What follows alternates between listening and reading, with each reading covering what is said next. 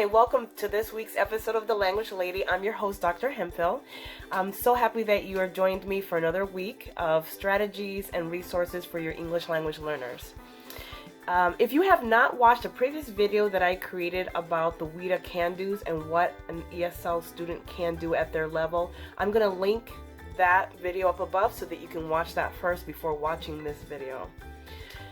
If you have watched the video, what we're going to be talking about today is what to do when you have an activity that you want a classroom to do, specifically in writing, and what that looks like depending on the level of language proficiency that a student has. So we know that when a student takes the access test, they come out with an overall score, which is their composite score. But then when you drill down deeper, the student will have a listening score, a reading, speaking, and a writing. So that means that if I have a classroom of English language learners, and let's say for the purpose of this activity or for this explanation, they are all a level 2. But a level 2, all of them may be a level 2, but if I look at their individual scores in writing, it may look different, right?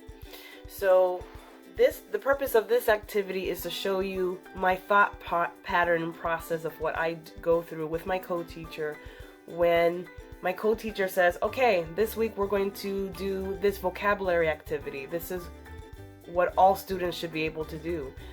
What I do is I look at the can-dos, I look at the student's level, specifically in writing, because since it is a vocabulary activity where they're writing a definition or their understanding of the vocabulary word, I'm going to look at the specific domain of writing and what their level is, and then I differentiate from there. So in the next clip, I'm going to be walking you through that process.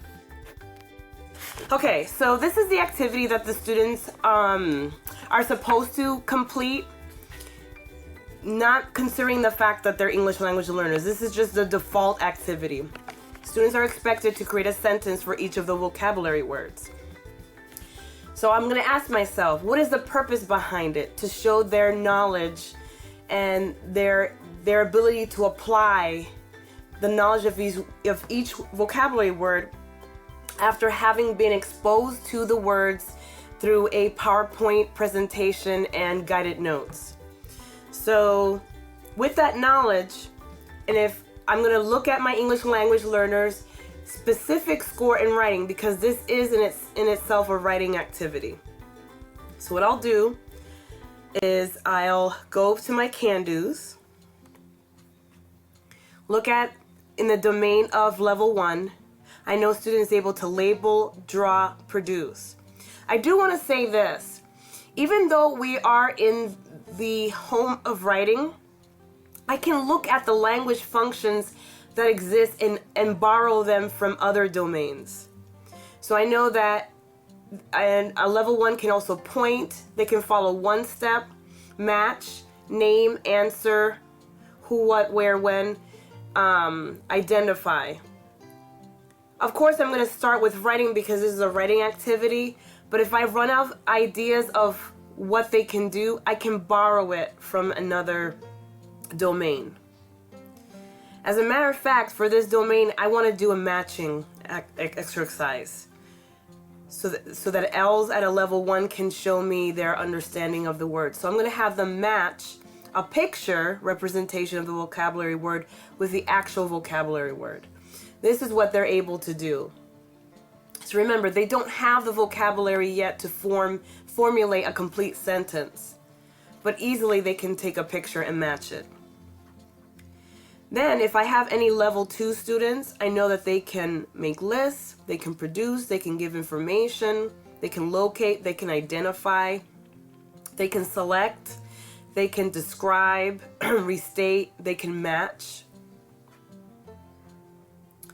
So what I will do for the actual activity, what I'll do is, this would be for level 2, except that I would have the words here instead of these pictures, and then they must draw a picture to show their understanding of that particular vocabulary word. Next, on to level 3. I know that they can produce bare-bone expository narratives, text, compare, contrast information, describe events, people's processes, and procedures. I also know that they can locate, they can follow multi-step directions, they can categorize, they can formulate, describe, retell, sequence, identify, and so forth. So I'm going to take the same activity, go one step level up, and I'm going to give them, it's not necessarily a sentence frame, but a fill in the blank. And they're able to identify what words would go appropriately in the blank based on the underlying word. So by association. Then, moving up to a level 4, I know that a level 4 is able to summarize information, edit, create original ideas and detailed responses. Because they are at a level where they can actually create original text, then I know that this is appropriate for them. So for the most part, for level 4s and up, you can still give them what the default activity is, but if needed, you have to supervise based on what you know about that student, and if they do need the PowerPoint presentation, give it to them. You can give them a copy of that. You can even give them a list of the vocabulary words with a picture as a support, and then they can create their sentence. So the key is giving them the support that they need, not just throwing the default activity at them, expecting that you're going to get the same result. You almost have to look at it as making the content accessible for everyone. If you want to get the same outcome, there's something that you have to give them in order to get them to the same destination. Because not everyone is equipped with the same skills in order to get to that destination. And that's it for this week's video. I hope you enjoyed it. Please comment, like, and subscribe. And don't forget to hit that notification bell button, as it will notify you whenever I upload a new video.